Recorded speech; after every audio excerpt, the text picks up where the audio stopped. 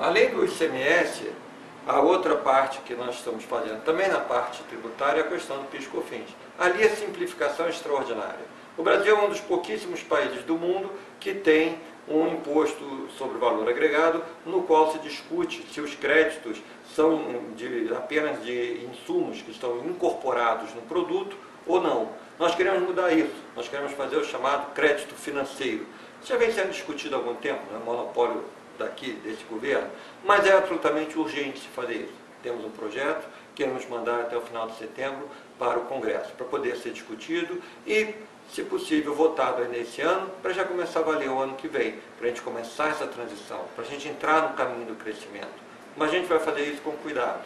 O PIS e COFINS são uma fonte de receita importante e também uma fonte importante de impostos, de custo para as empresas. Então, para evitar qualquer dúvida, nós vamos começar com o PIS, fazer um novo modelo, calibrar a novas alíquotas para o PIS, que é a parte menor. Depois, verificado como isso funcionou, nós passamos para o COFINS e depois vamos pensar em integrar e criar um novo imposto. Ou seja, é uma estratégia gradual, uma estratégia em que a gente vai aprendendo ao longo do caminho, mas uma estratégia que cria uma nova dinâmica para todas as empresas, simplificando suas atividades, tornando a vida da empresa muito mais simples, aumentando a segurança jurídica. A maior parte do contencioso que tem na dívida ativa, que está tão na moda se falar agora, vem do PIS/COFINS. Na hora que você simplifica, na hora que não há áreas cinzentas sobre aquele crédito poder ou não poder ser incorporado, você diminui o custo para as empresas. E além disso, na hora que se faz um verdadeiro imposto sobre valor agregado, com um crédito fácil de ser verificado, tudo fica mais transparente. E você consegue fazer uma coisa que é igual entre os setores. O que é fundamental no momento em que a economia está num processo de ajuste, de transformação, de mudança, de realocação de capital. Eu devo ir para a indústria A ou B porque ali é mais eficiente ou porque ali eu tenho uma vantagem tributária? É lógico que a primeira pergunta é a pergunta que tem que guiar as decisões de alocação de capital, se a gente quer que a economia cresça, se a gente quer que o nosso PIB potencial seja maior.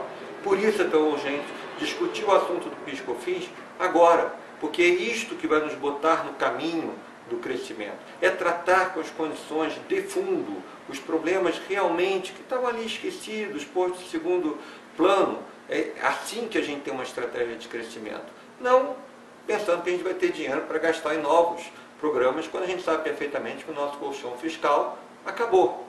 Se a gente não for nas coisas estruturais, será muito difícil a gente realmente crescer e dar a possibilidade do setor privado escolher de maneira eficiente onde ele quer alocar capital, onde ele vê maior retorno, onde ele vê maior eficiência para a economia, que é o segredo de a gente crescer. O governo adivinhar qual é o setor que vai crescer mais, onde que ele deve apoiar, qual programa que ele deve fazer. Há casos em que a gente deve fazer isso, mas na maior parte dos casos, o setor privado é que vai fazer essa decisão. A gente pode ser um indutor com calma. A gente tem que criar um ambiente em que o setor privado possa fazer decisões seguras. O que nos leva a uma segunda parte desse trabalho de reorganizar o ambiente em que as pessoas trabalham, que é um trabalho que a gente está fazendo dentro do contexto da Agenda Brasil, com o Senado, e que obviamente também envolve a Câmara, de melhorar a contratação, a realização e a operação de ativos de infraestrutura. Simplificar a execução, diminuir as dúvidas em licenciamento, em outros processos, para projetos que são estruturantes. Isto tem um impacto extraordinário. O maior custo de um projeto em geral é a dilatação no tempo para sua realização. Muda todo o cash flow, muda todas as premissas de retorno do projeto. Então a gente diminuir esse tipo de risco é fundamental. E para isso, principalmente nos grandes projetos, a gente precisa ter uma modelagem específica. Nós estamos desenhando isso e já discutindo com o Congresso para ver se dentro da Agenda Brasil nós conseguimos lançar um projeto de lei que permita lidar de maneira eficiente, melhorando a qualidade dos projetos. Um dos maiores problemas na infraestrutura no Brasil é a qualidade do projeto. Inclusive, porque quando você tem um projeto que é ambíguo, que não tem muita qualidade, é até impossível você conseguir, por exemplo, um seguro. Eu não preciso dizer isso para executivos financeiros, mas é evidente que se eu tenho um projeto básico, ou menos que um projeto básico, nada está definido, como que alguém vai dar um seguro para isso? Como que nós vamos ter empresas que têm que seguir compliance, que têm que seguir planejamento, que têm que seguir regras básicas, que não estão apostando na renegociação do contrato? Como que a gente vai atrair essas empresas se nós não tivermos projetos de qualidade? Então, o segundo pilar, muito importante, na estratégia de crescimento, na estratégia de apoio a todo o esforço que está sendo feito no programa, por exemplo, de investimento na logística e o investimento na energia, no qual o papel do setor privado, não só construindo, não só operando, mas também financiando, vai ser cada vez maior, tem que começar por aí. Assim como também diminuir os riscos da operação. Nós temos um instituto muito interessante que é o chamado Reequilíbrio Econômico Financeiro. Eu costumo dizer que isso aqui nem a correção monetária. É brilhante, porque acomoda tudo, mas também tem a consequência de que a gente tem cada vez mais disciplina e a gente acha que as ineficiências da economia são facilmente superadas. Só quando acabou com a correção monetária que a gente começou a ter realmente aquela convicção de que a gente não pode ter inflação. Eu acho que se a gente transformar os contratos em algo mais, até posso dizer a palavra rígido, mas que mais, vamos dizer, perfeitos, nós vamos ter os incentivos em todo o ambiente para diminuir os riscos que esses contratos enfrentam. Isso tem, inclusive, impactos macroeconômicos.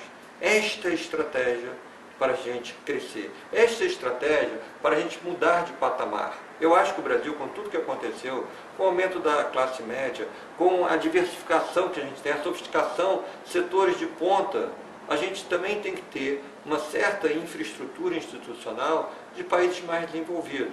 Eu sei que agora é ainda mais curioso dizer isso, mas a gente não tem que estar ficando pensando quanto que a gente vai para virar junk bond. A gente tem que pensar o que a gente tem que fazer para voltar investment grade, que é ali que o Brasil tem que estar. É ali que a gente vai conseguir gerar riqueza, distribuir a riqueza para ser uma sociedade realmente de classe média, realmente com crescimento, realmente fugir de qualquer armadilha de crescimento.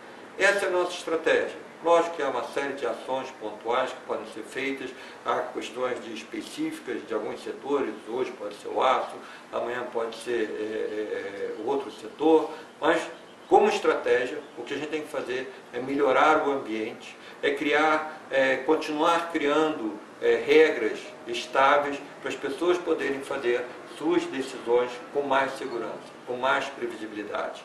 Então, apesar de, vamos dizer, uma situação política que está ainda se sedimentando, eu acho que a prioridade é começar exatamente diminuindo essa incerteza. E o primeiro passo para diminuir essa incerteza é ter clareza, capacidade de executar um orçamento 2016 com segurança, que não seja compatível com a dinâmica de dívida que a gente precisa ter, com as receitas que a gente precisa ter, focando no corte de gastos que não podem ser adiados, e aí é uma colaboração de inúmeros setores para a gente conseguir fazer isso, e olhando para as questões estruturais, a previdência, os impostos simplificados, com menos impactos nas empresas, melhoria na contratação, execução de projetos e as outras coisas que fazem uma economia realmente eficiente. E aí, só para fechar, eu não posso deixar de falar dos mercados de capitais. Qualquer pessoa que olhe hoje a situação do financiamento da produção, do financiamento da nossa economia, entende que alguns daqueles pilares estabelecidos há 50 anos atrás, o FGTS, a Academia de Poupança, o próprio financiamento agrícola com base nos depósitos à vista, os depósitos compulsórios sobre depósitos à vista, tudo isso tem seu mérito, mas tudo isso está ficando pequeno para o Brasil que a gente quer. Portanto, e aí é um desafio para cada um dos senhores, das senhoras que estão me ouvindo, me vendo, é exatamente a gente pensar uma arquitetura financeira que seja do tamanho do Brasil, do tamanho das aspirações do Brasil e do tamanho da estabilidade e sofisticação que a gente quer para a nossa economia. Porque é nesse nível, tendo esse tipo de ambição, que a gente vai conseguir ter uma economia mais forte, com maior crescimento, mais inclusiva, enfim, o que eu tenho certeza é a ambição de todos e que a gente tem condições de alcançar. Então, muito obrigado, é uma grande satisfação, uma grande honra poder ter falado aqui. Lamento que eu não posso estar vendo cada uma das senhoras, cada um dos senhores, mas parabéns por essa jornada hoje e vamos continuar o nosso trabalho pelo Brasil. Muito obrigado.